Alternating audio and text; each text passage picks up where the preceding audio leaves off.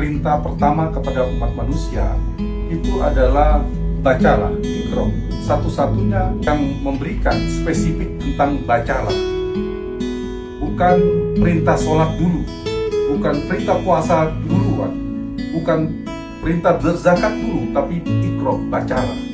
Baca yang dimaksud di sini adalah bukan hanya membaca teks, tapi juga membaca fenomena alam, membaca gejala alam, membaca peristiwa dan semua yang Allah ciptakan di alam semesta ini. Karena itu di Al-Quran juga di dalam surah Ali Imran ayat 190 Allah sudah mengirimkan pesan yang kuat tentang alam semesta. Sesungguhnya pergantian siang dan malam itu adalah tanda-tanda kebesaran Allah, ingin menunjukkan tentang kebesaran Allah.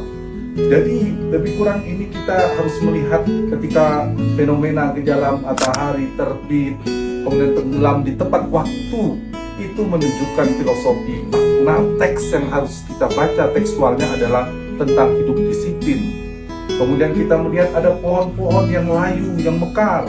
Ini menunjukkan bahwa bukan bacaan teksnya yang harus kita baca, kontekstual di balik itu bahwa kehidupan kita ini sifatnya fana. Sekeliling kita di sini ada gletser, salju, es dan sebagainya. Kita harus baca betapa dia memiliki peran yang penting untuk menjaga keseimbangan alam semesta tetap berjalan.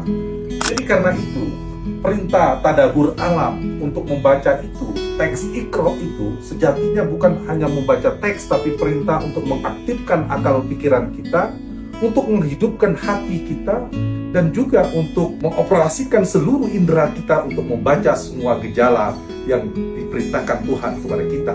Ketika kita membaca semua alam semesta yang kita baca hari ini, luar biasa kebesaran Tuhan, ini pasti ada hikmah di balik itu semua.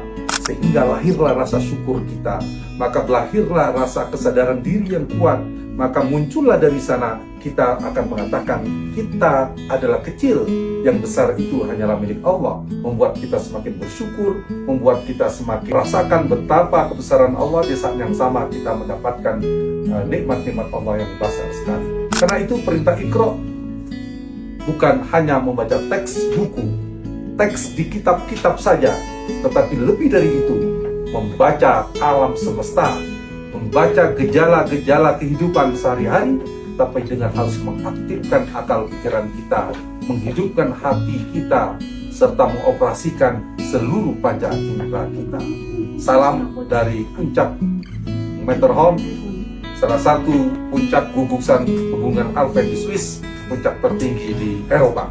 Dan ini juga tanda-tanda kebesaran Allah. Terima kasih. Assalamualaikum warahmatullahi wabarakatuh.